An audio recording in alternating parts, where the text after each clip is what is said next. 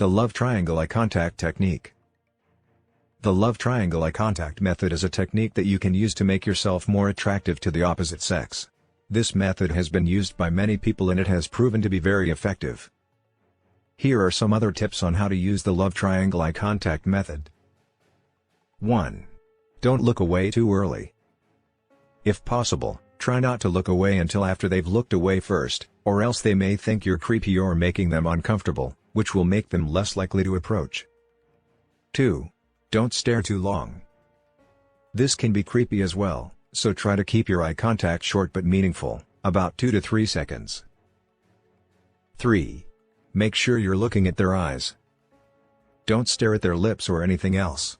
Just focus directly on their eyes until they look away or break eye contact first.